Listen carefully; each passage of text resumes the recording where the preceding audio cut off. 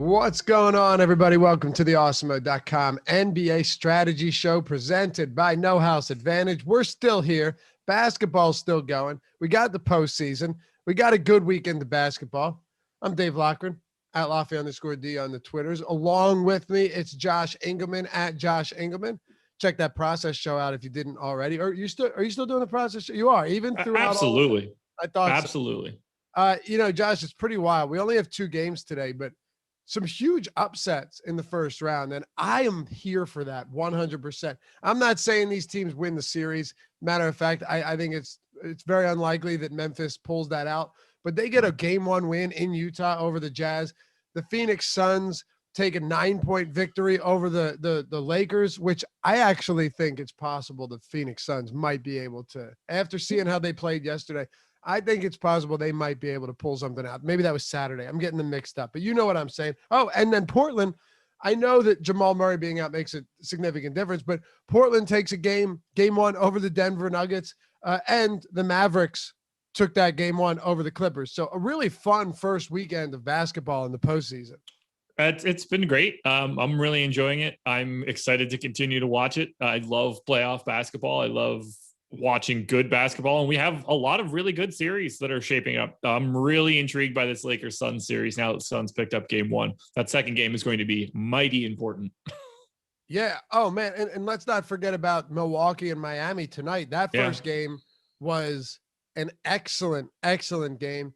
And then Atlanta and the Knicks goes down to the final shot. Trae Young knocks it down with like 0.7 seconds remaining. So just like top to bottom, we got a really great group of games to start it off. The Sixers ended up pulling away from the Wizards late, but all in all, we've got a lot of good ones. And I think today, just from an overall viewership standpoint, or from like a viewability standpoint, watchability standpoint, I should say, Milwaukee and Miami is going to be a great series, and Denver, Portland as well. But I think from a DFS standpoint, and we can dive into this whenever we want, Miami and Milwaukee is interesting because that game 1, Giannis was still +2, but he shot miserably, 10 for 27 from the field. Once again, made less than half of his free throw attempts.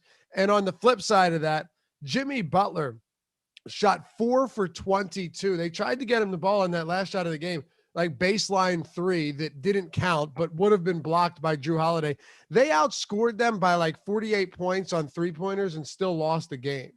It's truly 20 of 50 from 3. You don't see that all that frequently. The Bucks shot 5 of 31. You usually just lose those games, and they didn't. Thanks to my boy, Chris Middleton, dropping in the biggest shot of the day. Oh, I loved it. I loved it so much. Told you guys. I told y'all.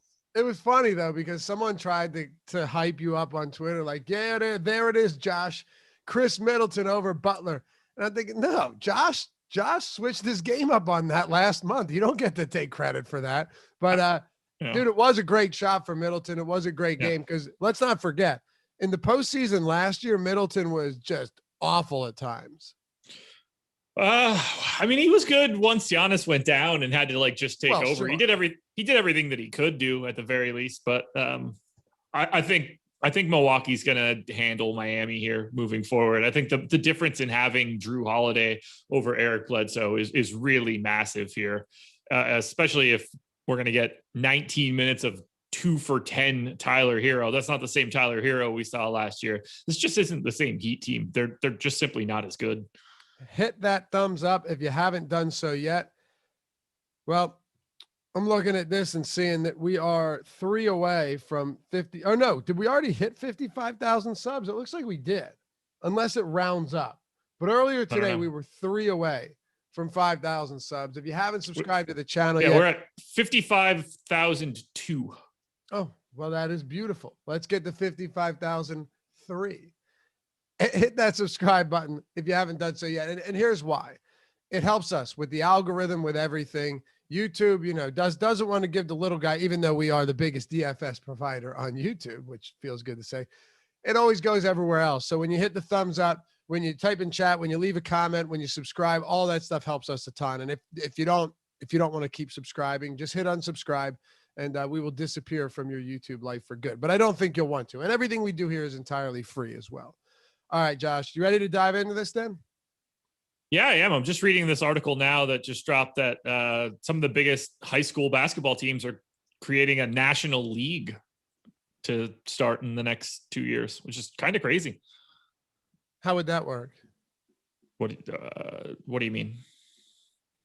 You just said some of the biggest high school what?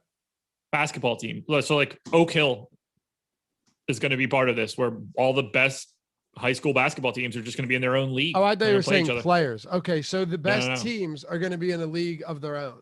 Yeah, which is kind of crazy in high school to be playing in a national league. Yeah, how's that going to work with travel, though? Travel to the games. But you're going to be traveling like 3,000 miles on a school night? I mean, I think they're already doing that. No, stop it. There's no way. You're telling me that. I mean, Oak Hill plays all over the country regardless. So they're going from like, you're going from Oakland, California to Baltimore, Maryland. And it's like, all right, fellas, got to be back by 9. Got class early tomorrow. Tutors and online Zoom classes. But no, I mean, you're not going and playing on a Tuesday and like expected to be in school on a Wednesday. Right. Yeah, I would hope so. That's kind of cool, wild, though. Yeah, it is. I mean, it's kind of wild. What happens if it gets bigger and it becomes like a huge, like 30-team league or something? I remember there was this kid that played in Baltimore. I can't remember his name. You might remember better than I did. And people said that on nights that their basketball team played, the crime rate would drop in Baltimore because everyone was coming to watch that game. I believe it. I don't know who you mean. What'd you say? I don't know who you mean, but he was like wouldn't shock me. Prolific high school player. You see that all the time. Listen, I would love to, with like Chino Hills and spots like that, man. There's a lot of places that I would go and watch high school basketball games for sure. Like no doubt about it. I've seen some good ones in the past.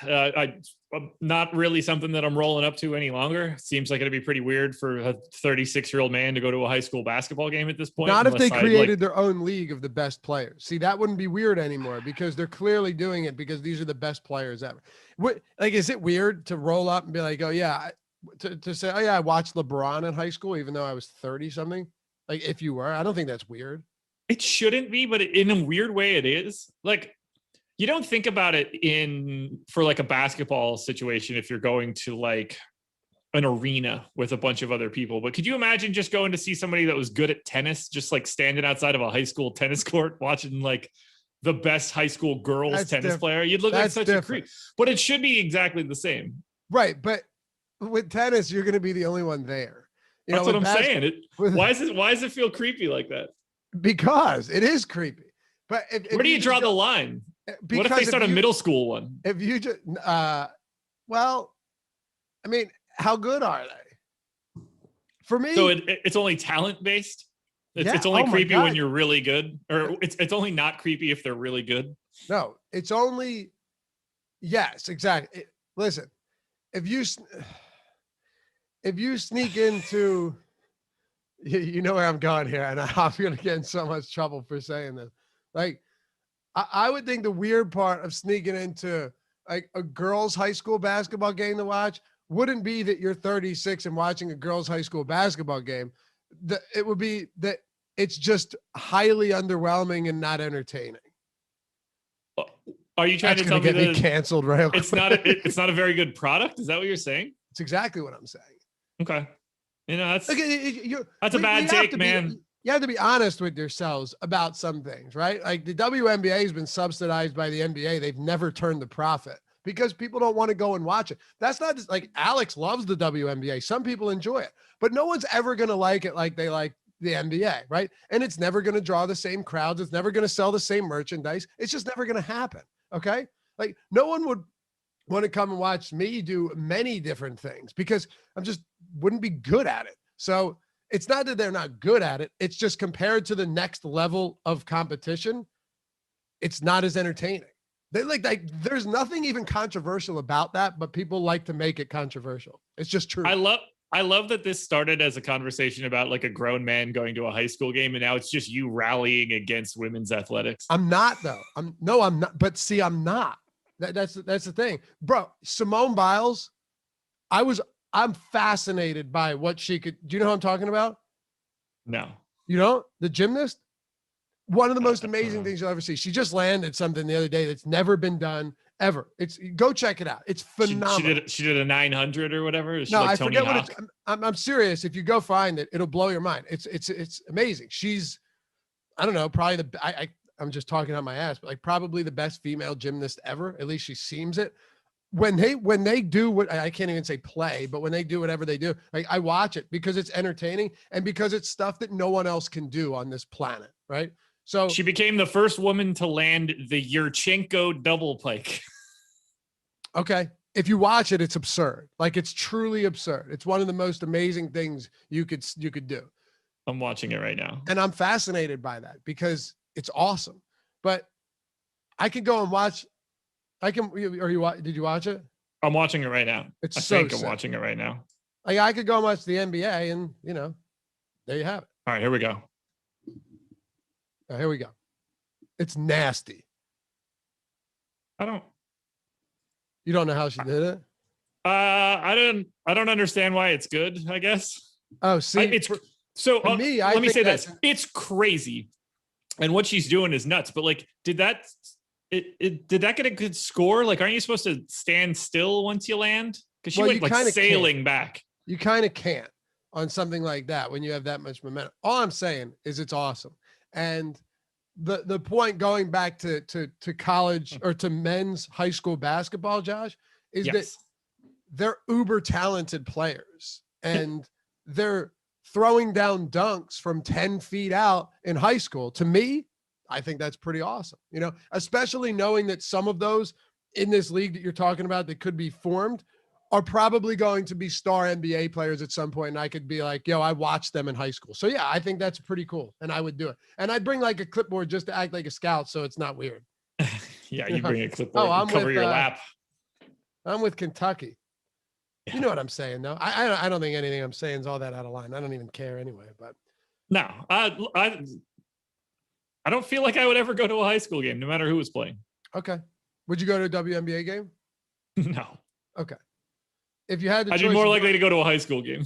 If you had the choice of going to one of them and there's no, there's no, like, cause for you at the high school game, it's like, you feel weird. So just assume that there's nothing wrong about any of that, right? Like no one would even know you were there. Which one would you go to? The high school game by miles. Yeah. I would never go to a WNBA game. Right. And it's not because you're against it. You just don't really find it all that interesting. No, I have plenty of other things that I could do with 3 hours of my life. You should be allowed to say that these days. You shouldn't have to act like something's enjoyable to you. That's all I'm saying. No, yeah. Some people like it. Some people enjoy it, Yeah, those people are crazy. Alex is going to fire both of us after this. I can't fire us at the same time. And you've said way more ridiculous stuff today. So maybe it's you that goes. Yeah. I don't know. You ready to talk some basketball? You ready to talk some real basketball? I am. All right. I had a guy block me, like this WNBA guy blocked me because I would like go back and forth with him respectfully, but he just blocked me, snap blocked me when I said something about it. And people just can't take differing opinions these days. And they block it, they mute you, they do all this stuff. Thicken your skin up, fellas. Milwaukee. Let's do it. The Miami Bucks. The Miami Heat almost pulled that win off. It was a fantastic game. Great way to open up the actual playoffs, not the play-in games, which we had a couple decent ones of those as well.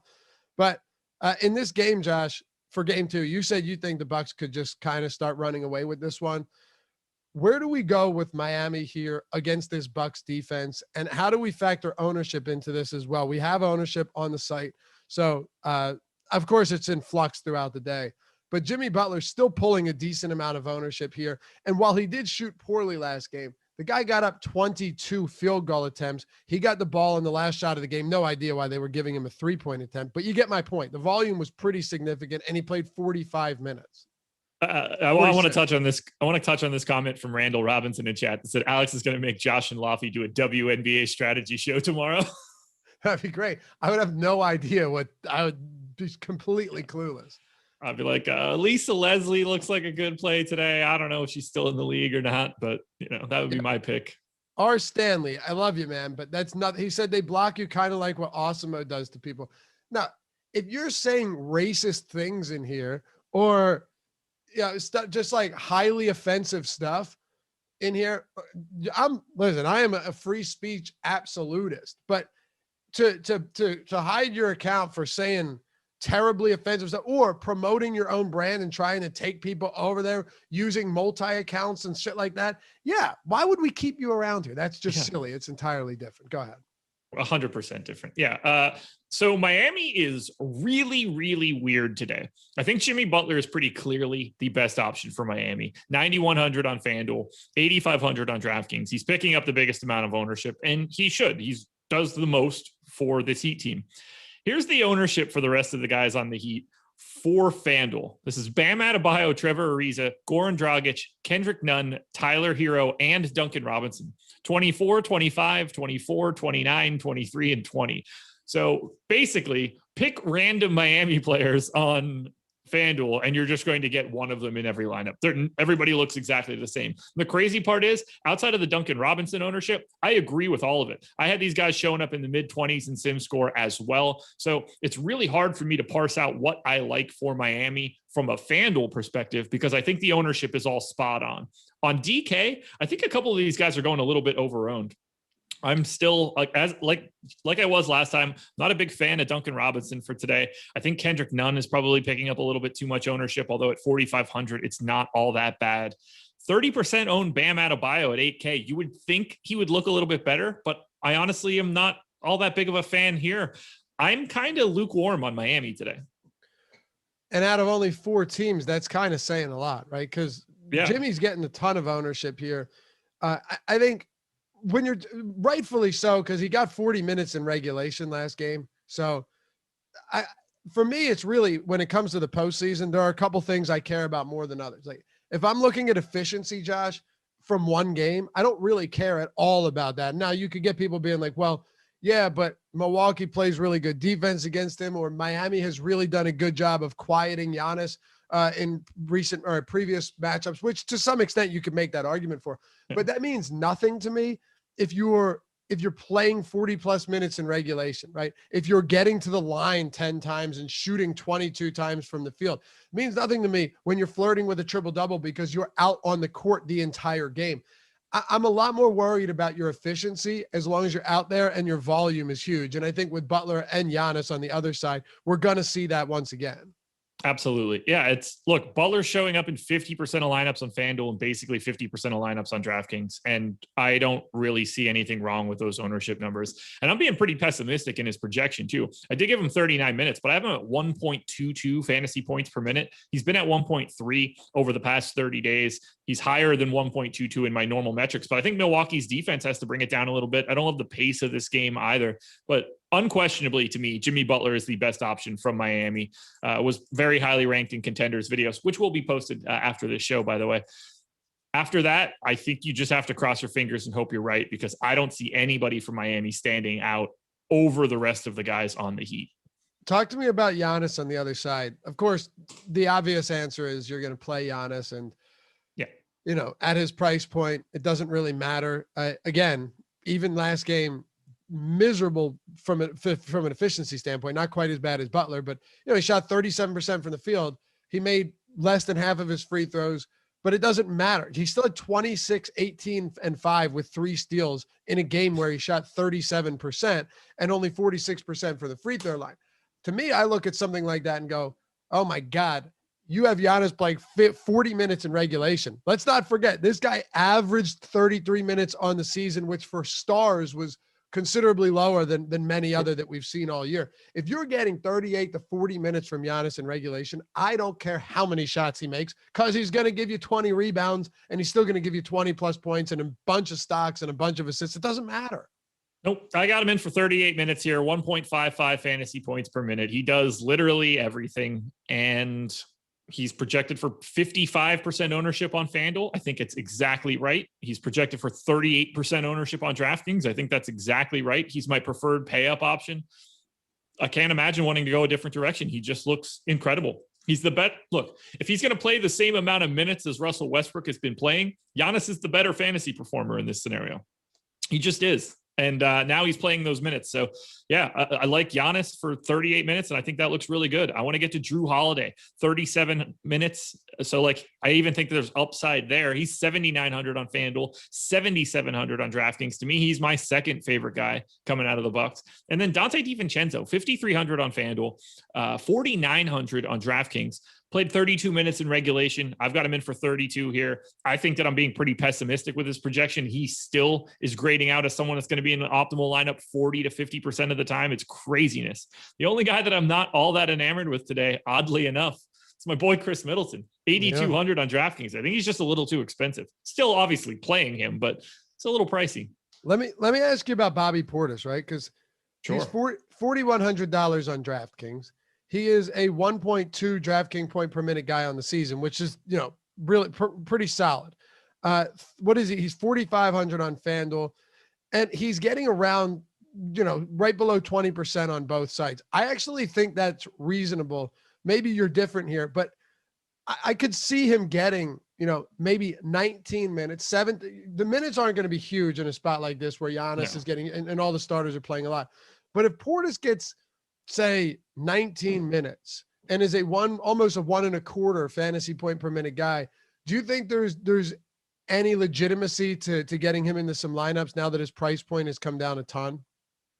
I do, but I think that if he really is already 18% owned, I think he's coming in a little bit further ahead of where he should be. I have him around 10% likelihood of being in the optimal. And that seems like I gave him 18 minutes. I think that seems pretty reasonable. I do prefer him on DraftKings to FanDuel. On DraftKings, he's only 4,100. So I do like the idea of going there, but I think people are going there a little bit too aggressively. I just don't know if he's the first,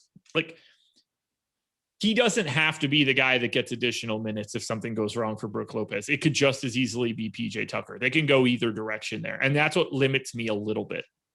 Okay. So just looking at bench players, and we could hit on both sides of this. It really doesn't matter where you want to go here, but because we only have 2 games, we want to make sure we get to everything. And apologies for the voice, still dealing with a bit of a cold over here. Is there anybody that is worthwhile off the bench that, like guys like Portis, where I agree that does seem a little bit high at 18%. But is there anybody else here that might stand out to us? And what do our rotations look like going into this one? Do we think they just remain pretty condensed? Yeah. I mean, look, if Giannis and Drew Holiday and Chris Middleton, all these guys are going to play north of 30 minutes. Some of these guys, 36, 38 minutes. There's just not enough minutes to go around for anybody else. So I don't really like anything too much at the bottom of the bench for Milwaukee outside of, I think Portis is that best option. And then on the Miami side, I guess Kendrick Nunn is probably the best cheap option, because I don't think that you're going to Iguodala or Dwayne Dedmon. So if you're trying to save any salary from the Miami side, I think it's got to be probably Nunn. He's the only guy that could fall into a ton of extra minutes if something breaks correctly. This just doesn't seem to be that kind of game for me. I see this one being a lot more defensive, where clearly Portland, Denver are going to be a little bit less so. Okay. Yeah, it was interesting though. Bodenholzer he ran 4 guys off the bench, but they only played a combined 55 minutes or something like that. So it says a lot about the starters, and it's not a rotation we see from him in the regular season whatsoever. So no, not so much. If we're not accounting heavily for the fact that even the coaches that drive you the most insane in the regular season, if we're not accounting for the fact that they're going to change things up quite a bit once you get into the postseason, especially in games that should stay competitive, then you're doing it wrong, or we're doing it wrong. Anything else from either side of this one? I don't think so. All right. I guess we should tell you about No House Advantage. I'm sure most of you already are familiar with No House Advantage, but in the event that you aren't, here's why you should be playing over there. First of all, you get $20 when you sign up, make your first deposit, download the app, and use the promo code Awesemo, AWESEMO. But all of the tools that you need to have sustainable success over there at No House Advantage, which is a peer-to-peer player prop system. I think we agreed on system, where it's GPP style formats. You put your player props in like players, like you would be setting a lineup anywhere else. And you put them in against your peers in tournament style format to win real money. Now, very cool. But at Awesemo, Alex Baker and the crew created these tools and made them entirely free every single day of the week. This isn't just a today thing. The player prop tool specifically for No House Advantage, where it takes the props there and it takes our projections and you can see where they're not aligned, and the optimal lineups tool as well. Both of them entirely free every day. So just a legitimate edge there. If you're playing for, you're not buying tools for it. You don't have to purchase tools to go over there at No House Advantage. You have them right there in front of your face. You have the promo code when you sign up, and you have a very cool format that you can play that, along with your DFS research on other sites, is going to play straight into that. Also, all the props are static throughout the day. So if something changes and other books are taking in big money or heavy bets on a prop and it shifts, the odds shift a ton, that won't happen at No House Advantage. You can pick the good spots, build your bankroll there, which is a legitimate way to do so over at some of these newer, smaller sites, especially when you get your deposit bonus when you use the promo code Awesemo and the free tools. So check it out today. Anything else to add here, Josh, on No House Advantage? No, go just take advantage of free money, take advantage of the free tools on the site, build a bankroll. It's the easiest way you're going to do it, I promise. It certainly is. All right, Portland and Denver. Got the Portland Trailblazers coming off a nice little upset victory over the Denver Nuggets. 123-109. I mean, they didn't rout them, but they pulled away late for sure. And I can't wait to hear where you're going on some of these players from a minute standpoint, because like our boy Yusuf Nurkic, very similar to what I was saying earlier about, I can't remember who it was in terms of minutes, but like if you're getting 33 minutes from a guy like Yusuf Nurkic. I always say it about Joval. Like if you're getting 38 minutes from Joval, if you're getting 33 minutes even from Nurkic, whose minutes have been all over the place this year, you probably want to at least talk about the guy. And I believe, correct me if I'm wrong, but Stotts only ran an 8-player rotation and his bench was very, very limited in that game. 8 guys. That's it. By the way, speaking of Nurkic right now, 6th highest fantasy point per minute rate over the past 30 days. 1.5 fantasy points per minute for Nurk. He's peaking at the right time. Only Jokic, Giannis, Harden, Sabonis, and Westbrook are ahead of him. Okay, that's huge. Yeah. I got him in for 32 minutes here. He split the center minutes with Cantor. I expect that to happen again. Nurkic is going to play every minute that he can play. Like the only thing that's going to limit him is injury or foul trouble. Like they need him out there to win this series, and he looks fantastic. 8K on FanDuel is fine. 6,700 for Nurkic is a little bit different. He should be in half your lineups. He looks incredible. But my main man here, at least on the FanDuel side, but even still on the DraftKings side, not picking up as much ownership as I thought. I'm trying to get to Robert Covington today. 4,600 on FanDuel, 4,400 on DraftKings, played 34 minutes. I fully expect that to happen again. He's not a great per minute guy, but if you're trying to buy minutes today, there aren't a lot of guys sub 5K that look all that good. I think Covington is the best of them. To me, he makes lineups work really easily today. He's the best sort of value guy today, in my opinion. I just think he stinks, and that's what's really not ideal. You don't like rostering 34-minute a game guys at sub 0.8 fantasy points per minute, but to me, he's the best option on Portland today. Really? Okay. Yeah. What's his price on FanDuel right now? 4,600. He's 46. Yeah. All right. Well, it's not great. Look, power forward on FanDuel is basically 4 guys: Giannis, Covington, Aaron Gordon, and Trevor Ariza. Like that's it. Those 4 guys are making up 143% of the ownership. Nobody else is really any good. No. And Melo's played like 22 minutes in 3 straight games. He was real hot out of the gate last time out in this game 1, but still only played 22 minutes. Yeah.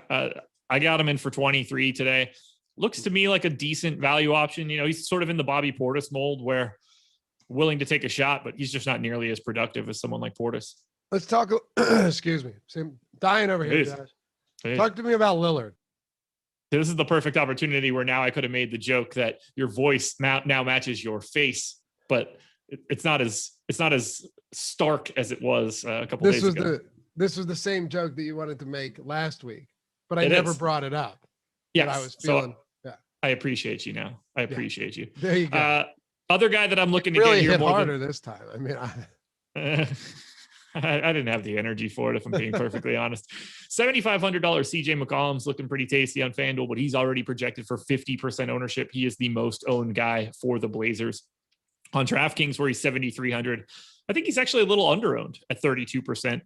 And then we get to someone like Dame, who is 9,500 on DraftKings, 10-1 on FanDuel. He's kind of tough to get to. Like, I don't want to spend 10-1 on Dame if I can get to Giannis or Nikola Jokic. Like, to me, they're just significantly better fantasy players. On DraftKings, I think it's a little bit different. But I see Portland more for the value. The Covingtons, the Nurkic, because his price is so low. Norm Powell at 5,400 playing 38 minutes. Like, to me, he's going underrepresented. So I'm trying to go to Portland, but not necessarily for the main guys, more for the value options. All right.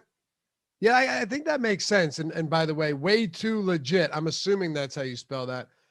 Congratulations. Happy 41st, brother. I saw that comment. See, we see these comments, particularly the good ones. And if you want to join, you want to become a member here, I'm not going to lie, you kind of get priority, especially when it comes to questions and comments. You get the neat badges, you get the emojis, some other great stuff as well. Hit that join down there if you'd like. Josh, I say it all the time. Makes no difference to me if you do or don't. It's not like you and I are raking in money from people joining on the YouTube channel. It's just kind of cool that we have the membership. I love it. And a community feel. So that's what I care about. It's $2.99. And I did one. I couldn't even buy one or get one for free on the back end. I tried. Yeah, I had to fork it up to get there. Anything else for Portland for you? You could always keep an eye on Enes Kanter, because if something happens to Nurk, Kanter is going to be the main benefit. He's not picking up any ownership, really. He's 4.5% on FanDuel, 7.5% on DraftKings. Don't play him in lineups with Nurkic, but if Kanter goes from 16 minutes to 22 because Nurkic gets in foul trouble or something, he's going to be a guy that could win you a GPP, and he doesn't appear to be getting that kind of ownership. All right, let's turn the page to Denver before we wrap this one up. And remember, all these shows you can check out in podcast form, whether it's Apple Podcasts, whether it's Spotify, doesn't matter. Leave us a review and a rating while you're there. It helps us a lot. But more than anything, if you just don't want to listen on YouTube, you don't have YouTube Premium, maybe you don't want to give the overlords that money. You decide, all right, well, I'll go to Apple instead, right? It's all the same at this point, but you get the point. Check it out anywhere you want. All the shows that actually have a shelf life, like Josh's process show, the strategy show here, the ones that aren't live before lock, because why put them in podcasts? We got you covered. You can check all them out for all different sports as well. And I forgot to mention this earlier, but we have free premium content on the site every day. And today it's the MLB or NBA Big Board, MLB ownership rankings, and NHL main slate ownership projections. All of that for free in front of the paywall. You don't have to be a premium sub. But if you want to, go to awesemo.com/join, whether you want to check out the Express Pass, the All Access Awesemo Plus for every sport, annual, weekly, monthly. It doesn't matter what your budget is, what style of player you are. We got something for everybody. All the tools built and used by the #1 ranked DFS player, Alex Baker, which I think is important. Like, he puts his name on these. He's won with these tools. And so have so many of our guys that work here, the pros that are here, and more than anything, the subscribers as well. So, having that name behind it, having some really great guys like Steve Buzzard behind it, and Sean Zahn and Eddie Lai, and guys that are just always consistently putting up big numbers and big wins, working on these tools, improving them every day, and then having access to them as a subscriber is a special thing. And, we want you guys to win. That's why we do the Hall of Fame segment. We want to brag about it. We want to see those Awesemo avatars up there. So go to awesemo.com/join if you want to check it out. Again, whether it's weekly, one sport, you could do monthly, every sport. You could do an all access annual across the board. Doesn't matter. We got you covered. Awesemo.com/join. If you have any questions, you can hit me up on Twitter. My DMs are open. All right, Josh, talk to me about Denver. Yeah, this has got the best play of the day here. 7K Michael Porter Jr. on DraftKings. I don't know why he's 7K. It doesn't make sense to me. 38 minutes. We're talking about a guy that's 1.1 fantasy points per minute. He's at 48% ownership. I think it should be significantly higher than that. To me, he is the best option that you can find on DK. But unfortunately, no one's mad about rostering Michael Porter Jr. That's fun. That dude scores. Unfortunately, though, there's a value play here that we need to talk about that I don't really want to get to, but you got to get to. 4,400 on FanDuel, 3,800 on DraftKings. I've got him in for 32 minutes. I think Austin Rivers is like one of the few value plays you can get to today, and that is gross because he stinks. 0.69 fantasy points per minute over the past 30 days, which is actually where he should be. I'm actually projecting him slightly lower than that, and he still shows up in optimals close to half the time. I don't love it. I really don't, but I'm going to end up having a lot of Austin Rivers today. Oh, I wish you didn't say that. I totally understand it. Don't get me wrong. Like I do get it. Right. But yeah, it just feels so awful. You know, he played 33 minutes last game. I think you mentioned that. Jokic played 35, closed the entire game out. Aaron Gordon played 28 minutes in that game. And Porter played 37. Campazzo played 31 and a half. So Austin Rivers played the third most minutes on that entire team. Yep. Yeah, you got to like at some point in time, minutes win out. This is a 2-game slate with no value on it to speak of. If you want to try to roster Giannis or Jokic or Dame, like you got to start going to guys like Austin Rivers, or we're seeing the ownership coming into JaMychal Green at 20%, Paul Millsap at 15%, Monty Morris at 15%. I'm going to take my shot on the guy that's going to play north of 30 minutes before I start doing that. Who do you like more, Giannis or Jokic? Giannis. See, me too, because now you don't have that disparity in minutes, right? Yep. We're in the postseason now. So where we would so often be like, oh yeah, you know, it's Jokic over Giannis, or Harden when KD was out, Harden over Giannis, or Westbrook over Giannis. Now that Giannis's minutes are going to be pretty much the same as any other starter, how do you get away from that? It's hard. And Jokic is a center. Like, so rostering him is a little bit different in terms of roster construction and the places that you can put him in your lineup. That changes the game up a little bit. And that also just makes it easier to get to Giannis once again. So yeah, I prefer Giannis to Jokic. Giannis is my preferred pay up option. Not that I don't like Jokic, but 10-7, he's projected for 40% ownership. I actually think it's slightly easier to get away from Jokic today. And to grab a little bit more of the value from Denver, whether that's Porter at 7K, Rivers, Gordon. I think Campazzo looks okay. I don't really want to be having 15 to 20% of Paul Millsap or JaMychal Green because I don't think they're going to be out there long enough. But if you need to find that value, I guess it's there. I mean, maybe you take a shot on Marcus Howard if he really is 2.5% owned. They cut Shaq Harrison from the rotation in the first game. If Marcus Howard's going to play 16 minutes at 3,200, that could be a guy that you're looking for value, but I expect that ownership number to rise into the 10 to 15 range as we get through the day. Yeah. Monty Morris, JaMychal Green, Marcus Howard, and Paul Millsap be the 4 players that got minutes. And the only one that saw more than 17 minutes was Monty Morris. Yeah. It's Denver team. Look, they're beat up. Yeah. They're just beat up, They are. That's what happens when you don't have Dozier and Barton and Murray. Like, you're missing 90 minutes. Yep, Dozier's confirmed out for the series. Barton's out for this game. He thinks he's going to return for this game, but he's been talking about returning for a while now. So, yeah, it's tough. And all four rotations that we're going to be looking at from today are in some form or fashion far more limited than they've been. And that's why playoff basketball, you're going to be playing guys as your value options that might only get 17 minutes. And Marcus Howard being one of them, as you're talking about, Josh. You're just it's not often, unless there's a late scratch or an injury after salaries have come out, that makes a huge impact, right? It's not often that you're going to get a even $4,500 guy that's a decent enough per minute player that gets you 30 plus minutes. It just doesn't happen often in the playoffs. It really doesn't. We ran crunches this morning on the Process Show. It was brutal to look at. Totally brutal.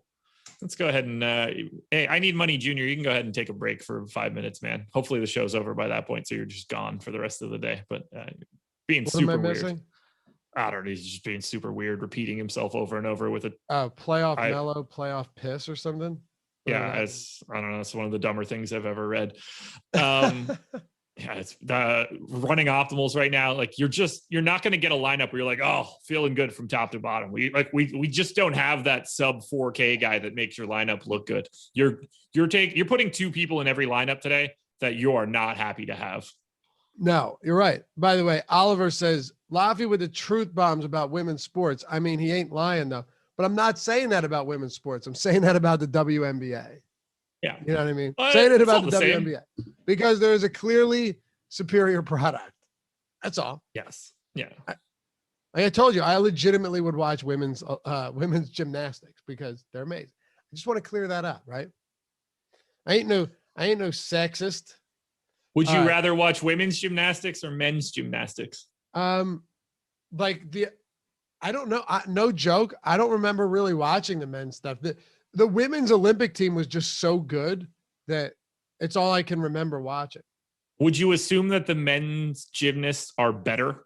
No, not necessarily. Women? Simone Biles is like 4'8", 104. So the type of stuff that she can do with that style, like, you know what I mean? I'm just assuming with that, a low center of gravity, I guess it would be. You were searching for words there that weren't going to go well. A low center of gravity will work. Yeah. I don't know. Yeah, I have no idea. Like, I assume the men are better, right? All I'm saying is I'm not going to lie to myself and be like, let me watch this because I'm supposed to, or something like that. If I don't find it good, I don't find it good. That's all. But yeah, I'm assuming that there's a lot of sports out there that it doesn't matter to me. But like Aaron says, women's track and field, but I wouldn't watch track and field for men either. Like I just have no interest in watching track and field. I'll watch Usain Bolt run the 100 back in the day. That's about it. What's that? I'll watch Bolt run, or I would have watched Bolt run. But I'm not watching 4 hours of the long jump or some shit. Right. No. And if you want to be completely honest, like the fastest woman is nowhere close to the fastest man on earth. Like, just not even close. And it'll never be I don't know why I don't know why Jordan's laughing like this is controversial. I'm literally talking about whatever. Josh, you know what? I'll stop. But everyone just hates women, man. Whew. No. Okay. Put the fastest man up against the fastest woman at any point in time. What wins? Does she start from like 15 yards forward? No. You start at the same spot. Oh, well then, yeah, we're going to win. Every time. Yeah. So that's all I'm saying. Doesn't mean it's not entertaining. It's just, truth. Anyway, give me your top players. Give me your top pay up option, which I obviously know what the answer to that is. And give me your top value options today. I think that's really going to be the tough one here when we're talking about guys like Marcus Howard, and I'm asking you about 17 minutes from Bobby Portis. Yeah, so top overall option to me is Giannis, then Jokic, then Lillard. If we're talking about just like full-on pay-up options. But Giannis is my preferred pay-up. Austin Rivers, Robert Covington are probably my two favorite value plays. If we're considering, like, if $4,400 for Covington is enough to be considered a value play, then he is my favorite value option. Okay. Melvo said Austin Rivers would be the sub 4K guy. Melvo said if you guys had daughters, you would feel differently. Well, fella, I've got news for you. I do have a daughter, and I don't feel differently. I might have one. It's not about feelings, Like, am I going to enjoy the hell out of her soccer games when she starts playing them? Yeah, I will, because it's you'll be happy for her. You're probably not going to enjoy the game. It'll be a terrible product. Actually, hold on. That's another example, though. Yeah, women's, the women's U.S. soccer team, is sick. Like, I enjoy watching that, because. Are you totally against that? I don't ever watch it. Well, that's because you watch like legitimate EPL and stuff like that. I don't really have anything to compare it to. So instead of watching the best product, like we've been talking about for this entire conversation for 45 minutes, you choose to watch a far inferior product. Well, because our women's national team. Well, because they're just like they dominate, and it's they're good compared to the competition. Because it's a U.S. team, it's a U.S. team. You know what I mean?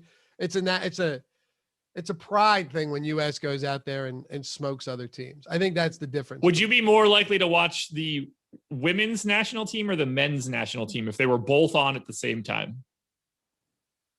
The men's national team just never comes close to being competitive, though, right?